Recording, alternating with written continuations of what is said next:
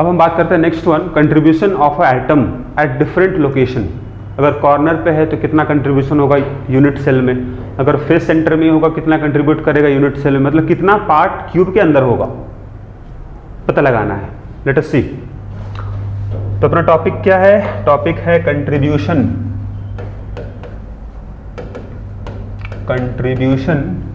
Of an atom at different location.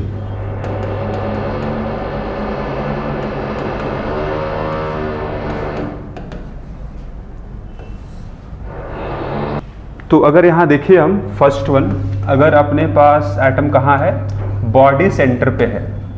Body centre का मतलब हम लोग को पता है कि क्यूब का बीचों बीच, ठीक है।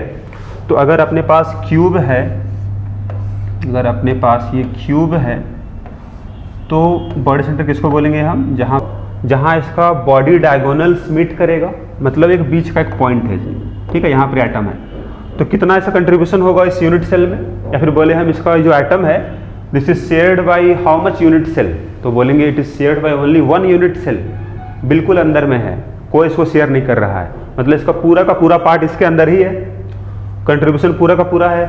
यहाँ बोलेंगे हम 100% इनसाइड होगा, कंट्रीब्यूशन क्या बोलिएगा 1 होगा, पूरा का पूरा एटम अंदर है, कंट्रीब्यूशन इज 1। दूसरा, अगर बोला जाए आपको फेस सेंटर पे एटम प्रेजेंट है तो बताइए क्या होगा। ये अपने पास क्यूब बना लेते हैं पहले, कहां प्रेजेंट होगा एटम, तो फेस का सेंटर में। तो बताओ कितना पार्ट अंदर है, आधा अंदर होगा आधा बाहर होगा, तो कंट्रीब्यूशन इज हाफ, या बोलो आप 50% ही एटम का 50% ही क्यूब के अंदर है, यूनिट सेल के अंदर है, बिल्कुल कंट्रीब्यूशन इज हाफ। ओके, और आप यहाँ ये भी बोल सकते हो कि this item is shared by 2 unit cell. ये फेस तो कॉमन होगा ना, 2 यूनिट सेल का कॉमन फेस होगा, तो आधा पार्ट इसका इस यूनिट सेल में है, आधा पार्ट इसका बगल वाले यूनिट सेल में होगा, तो 2 यूनिट सेल शेयर किया इसीलिए 1/2 हो गया। ओके, थर्ड हम बात कर लेते हैं। अगर सपोज अपना हुआ एज सेंटर पे हुआ, एटम कहाँ हुआ, एज सेंटर पे अगर हुआ, तो एज सेंटर पे अगर हुआ तो हर एक एज जो होता है शेयर्ड बाय 4 यूनिट सेल। अगर एक एज है एक रूम का या फिर एक क्यूब सोच लो, अगर एज है that is shared by 4 unit cell, या 4 मान लो अगर ये अपना रूम है, ये रूम अगर अपना क्यूब है तो ऐसा एक एज जो होगा शेयर्ड बाय 4 रूम्स। एक ये रूम है, इसके बगल में एक और रूम है, इसके ऊपर एक और रूम सोचो इसी तरह का, और एक बगल वाले रूम के ऊपर सोचो आप, चारों का कॉमन एज हो जाएगा। तो एक एज जो है शेयर्ड बाय 4 यूनिट सेल, तो एटम जो होगा उस सेंटर पे शेयर्ड बाय 4 यूनिट सेल, मतलब किसी एक में कितना होगा 1/4 होगा, मतलब 25% इनसाइड होगा, मतलब कंट्रीब्यूशन इज 1/4। तो डायग्राम चाहो वर्णन बना सकते हो यहाँ पर आप।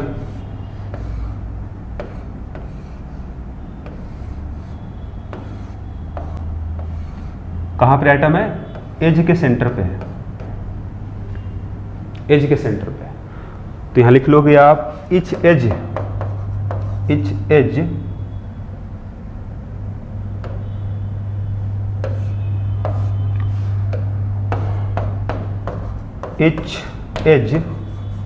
Is shared by 4 unit cell, ठीक है। ऐसा ऐसा 4 यूनिट सेल होगा जिसका एक कॉमन एज बनेगा, तो उसका कुछ पार्ट चारों में तो कुछ कुछ पार्ट होगा, एक में कितना होगा 1/4 होगा। ओके, नाउ नेक्स्ट वन, अगर एटम हुआ कॉर्नर पर, अगर कॉर्नर पे हुआ, हर एक कॉर्नर जो है that is shared by 8 unit cell. अगर ये अपना रूम है, इस रूम का जो कॉर्नर है वो कॉर्नर जो है 8 रूम्स मतलब 8 रूम सोचो आप, एक रूम ये अपने पास है, एक रूम इसके पीछे सोच लो, एक रूम बगल में सोचो, एक रूम उसके बगल में सोच लो, 4 नीचे हो गया, 4 ऊपर रूम होगा, कॉर्नर्स कॉमन सबके लिए होगा। तो वहाँ अगर कोई आइटम बैठा होगा तो वो 8 में कुछ कुछ पार्ट उसका होगा, किसी एक में कितना होगा 1/8 होगा, मतलब कंट्रीब्यूशन विल बी 1/8 होगा अगर कहाँ बैठा है एटम, कॉर्नर पर। कॉर्नर पर बैठा हुआ है, कॉर्नर का मतलब यहाँ, तो 1/8 पार्ट ही केवल क्यूब के अंदर है, बाकी बाहर है।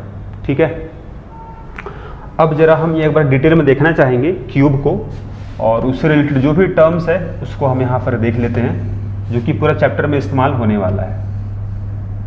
ये अपने पास एक क्यूब हम बनाते हैं, पहले यहाँ देखिए।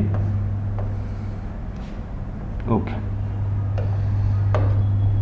यहाँ पर आपको जो सीखना है, दिस इज कॉर्नर, इसको बोलते क्या हम लोग हैं, this is corner, this is known as edge centre, edge का सेंटर है,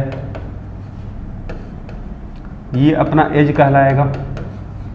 ओके, ये अपना फेस कहलाएगा, दिस वन इज फेस।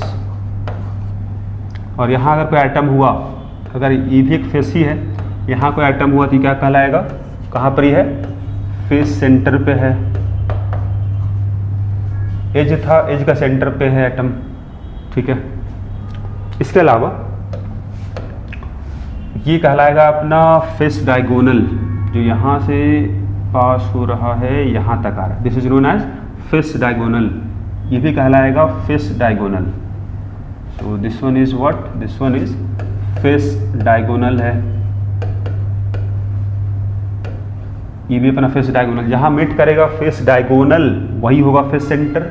उसी तरह से जहां मीट करेगा बॉडी डायगोनल्स वही कहलाएगा बॉडी सेंटर। तो व्हाट इज बॉडी डायगोनल क्या होगा, तो अगर यहाँ दिखाए हम डायग्राम में तो आप आसानी से देख सकते हो। देखो,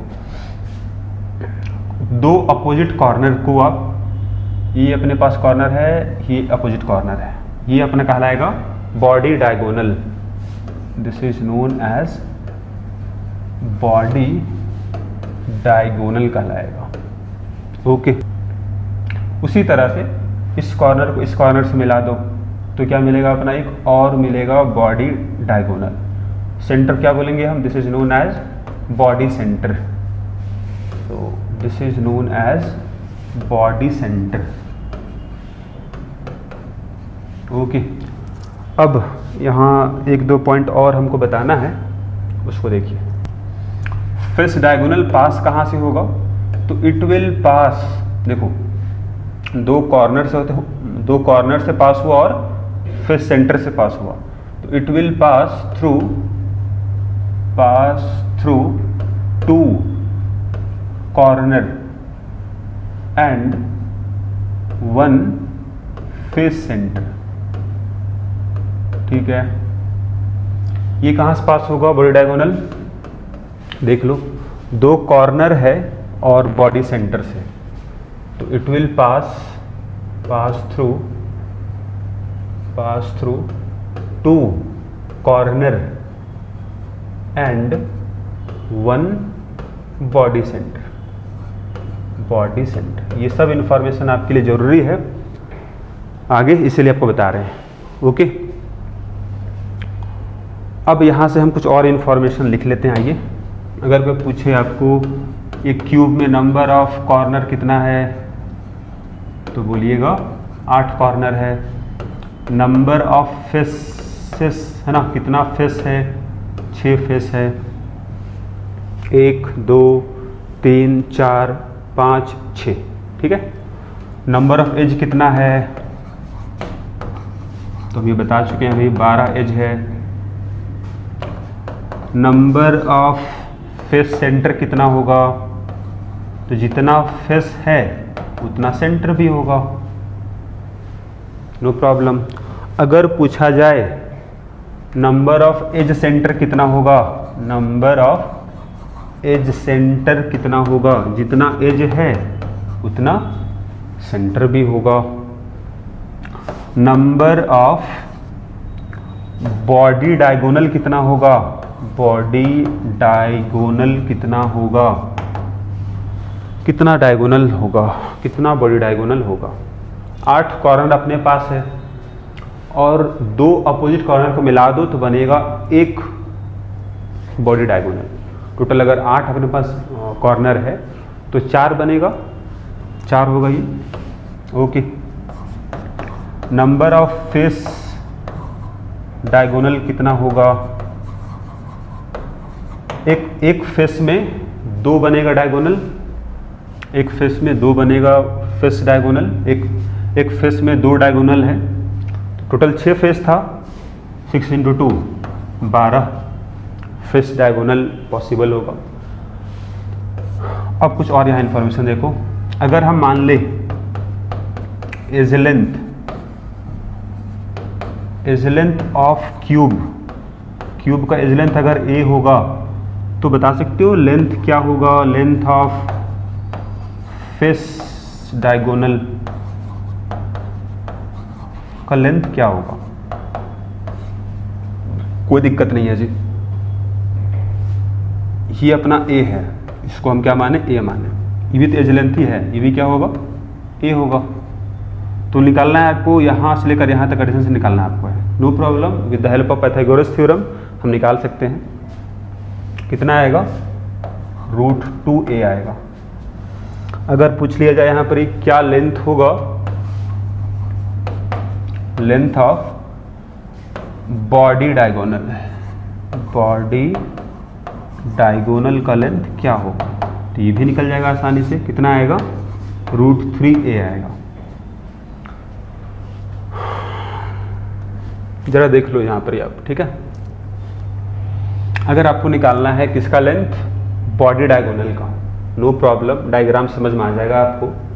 ये अपना डायग्राम है ना, या फिर एक हम डायग्राम और बनाते हैं जहाँ पर आपको हम ये एक्सप्लेन कर दें, है ना, कि कैसे आप समझ पाओगे ये। आइए देखते हैं। तो ये सपोज अपने पास क्यूब यहाँ फिर से बनाते हैं। पहले हम बताते हैं आपको फेस डायगोनल का लेंथ, ये अपना a था, ये भी a था, ठीक है, ये भी a था, और यहाँ से यहाँ तक का डिस्टेंस कितना होगा निकालना है। एंगल कितना यहाँ पर, ये 90 है, नो प्रॉब्लम। 90 डिग्री अगर है तो अगर ये अपने पास मान लेते हैं कि सपोज ये अपना a है, ये b है और ये c है, तो AC कितना होगा, AC का स्क्वायर कितना होगा, AB का स्क्वायर प्लस BC का स्क्वायर, मतलब A square plus A square होगा। दिस इज AC का स्क्वायर। AC कितना होगा, √2a स्क्वायर, मतलब √2a हो जाएगा। अगर किसी को दिक्कत लग रहा है what is length of body diagonal कैसे आया, तो यहाँ हम थोड़ा सा स्केच इसको भी दिखा दे रहे हैं। देखिए, एक अलग से दिखा रहे हैं ताकि डायग्राम हम लोग के लिए सही समझ में आ जाए। What is the meaning of body diagonal, opposite corner को मिलाने वाला लाइन, अपोजिट कॉर्नर, ठीक है। कोई भी 2 हो सकता है। मान लेते हैं अपने पास कॉर्नर कौन कौन है, सपोज ये है, ये कॉर्नर और ये कॉर्नर को मिलाने वाला है, यही है। एंगल बताओ, ये सपोज मान लेते हैं A हो गया, ये B हो गया, ये C हो गया। आप बताओ इसमें एंगल, ये एंगल कितना होगा, 90 होगा है, और ये परपेंडिकुलर है, ठीक है, तो 90 होगा। मतलब AC का स्क्वायर इक्वल टू कितना होगा, AB का स्क्वायर प्लस BC का स्क्वायर हो जाएगा। अब AB क्या है, फेस डायगोनल है, फेस डायगोनल है। लेंथ निकाल चुके हो आप, कितना, √2a निकाल चुके हो आप। Face, this is length of face diagonal, length of face diagonal. तो कोई भी फेस डायगोनल होगा क्यूब में, लेंथ इतना ही होगा, √2a होगा। तो √2a का स्क्वायर प्लस BC क्या है, हाइट है ना, a स्क्वायर हो जाएगा। तो टोटल मिला के देखो कितना आएगा, 3a स्क्वायर हो जाएगा। हो जाएगा। तो AC कितना आएगा, रूट अंडर दिस मतलब √3a हो जाएगा। This is AC। AC क्या है यहाँ पर ही, AC क्या माने हैं, बॉडी डायगोनल माने हैं। ओके, तो यहाँ लिख लोगे आप length of body diagonal is equal to √3a होता है। ओके, अब ये सब इंफॉर्मेशन आपके लिए इंपॉर्टेंट है पूरे चैप्टर के लिए। ओके, तो आप लोग ये जो डायग्राम था इसमें हम सब कुछ बताए थे आपको, ये काफ़ी इंपॉर्टेंट है आपके लिए जानना। ओके, नेक्स्ट हम बात करते हैं effective number of atoms. Effective number of atoms per unit cell, per unit cell, और ये काफ़ी इंपॉर्टेंट है जानना। सिंबल इसका Z से होगा जी, ठीक है। Z क्या होगा,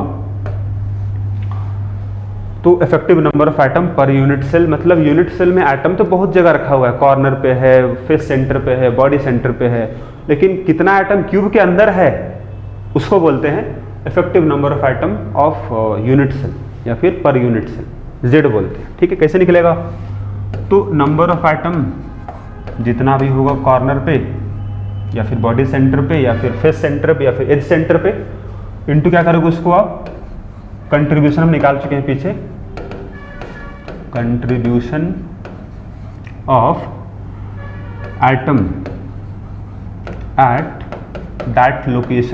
एट दैट लोकेशन, उस लोकेशन पे क्या कंट्रीब्यूशन हम निकाल चुके हैं पहले, नंबर ऑफ एटम है ना, ये समेशन हो जाएगा जी, क्योंकि एटम हो सकता है कॉर्नर पे भी हो और फेस सेंटर पे भी हो, तो इसीलिए हमको यहाँ पर ही यूज करना पड़ेगा। तो ये काम हम लोग कर लेंगे, नो प्रॉब्लम। ये अपना समेशन होगा। ओके, इन दोनों को समेशन हो जाएगा। इसका मतलब ये है, देखो अगर थोड़ा इसको हम और एलेबोरेट करें, एटम कहाँ कहाँ हो सकता है, एटम हो सकता है कॉर्नर पे हो, सी मतलब कॉर्नर, इनटू कंट्रीब्यूशन कितना होगा 1/8 होगा, प्लस एटम हो सकता है कहाँ पर ही, बॉडी सेंटर पे हो, कंट्रीब्यूशन 1 होगा, एटम हो सकता है फेस सेंटर पे हो, कंट्रीब्यूशन हाफ होता है, प्लस नंबर ऑफ एटम हो कहाँ पर हो सकता है, एज सेंटर पे हो सकता है, इनटू कंट्रीब्यूशन कितना होता है 1/4 होता है। तो यही अपना फॉर्मूला, जनरल फार्मूला हो गया Z निकालने का। अब हम इसको निकालेंगे हर एक यूनिट सेल के लिए, ठीक है। ये देखते हैं, पहला कौन है, पहला अपने पास है सिंपल क्यूबिक या primitive unit cell, simple cubic unit cell. Atom कहाँ कहाँ पर था, एटम्स कहाँ कहाँ पर था, ओनली कॉर्नर पे था, ओनली कॉर्नर पे था। कितना कॉर्नर है, 8 कॉर्नर है, तो number of corner atom into contribution 1/8 है। कितना एटम कॉर्नर पे, 8 है, तो एक ही एटम है जो क्यूब के अंदर है। टोटल 8 एटम तो प्रेजेंट है कॉर्नर पे, लेकिन केवल एक एटम क्यूब के अंदर है, बाकी बाहर है। ठीक है, ओके, पहला हो गया। दूसरा हम बात करते हैं second one, that is body centred cubic unit cell अगर है, मतलब इसको बोलते हैं BCC बोलते हैं। तो कहाँ का एटम प्रेजेंट है, इसका एटम जो प्रेजेंट है कहाँ कहाँ है, corner plus body centre. Z क्या आएगा इसका, नंबर ऑफ एटम कॉर्नर पे और कहाँ पर है, बॉडी सेंटर पे है, तो कॉर्नर पे 8 रहा होगा, 8 कॉर्नर होता ही है, एक बॉडी सेंटर पे होगा। सॉल्व करें कितना आएगा, 2 आएगा। इसको भी याद रखोगे आप। ओके, थर्ड कौन सा है, third is face centred cubic unit cell, FCC बोला जाता है इसको। कहाँ कहाँ प्रेजेंट होगा एटम्स, तो एटम्स प्रेजेंट होगा corner plus face centre. Okay, तो Z कितना होगा, एटम कहाँ कहाँ कॉर्नर पे है और कहाँ है, फेस सेंटर पे है। 8 कॉर्नर पे होगा, 6 होगा फेस सेंटर पर, 1 + 3 = 4। इसको भी याद रखोगे। अब जितना बता रहे हैं सब आपको याद रखना है, डायरेक्टली इस्तेमाल किया जाएगा सब वैल्यू को। ओके, तो अपना simple cubic, body centred, face centred. अगर मान लेते हैं 4th one, suppose end centred है,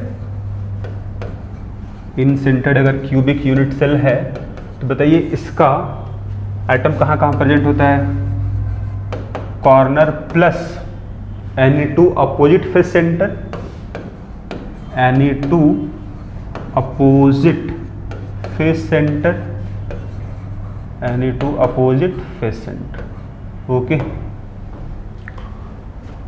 तो निकालिए यहाँ पर आप कितना आएगा Z का वैल्यू। तो कॉर्नर पे कितना होगा,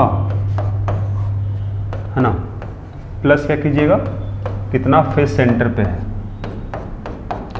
तो कॉर्नर पे तो 8 होगा, फेस सेंटर पे 2 ही जगह है, कितना आएगा, 2 आ जाएगा। तो यहाँ तक अपने पास ये कैलकुलेशन हम यहाँ देख लिए हम कि क्या होगा इफेक्टिव नंबर ऑफ एटम क्या होगा पर यूनिट सेल। ओके।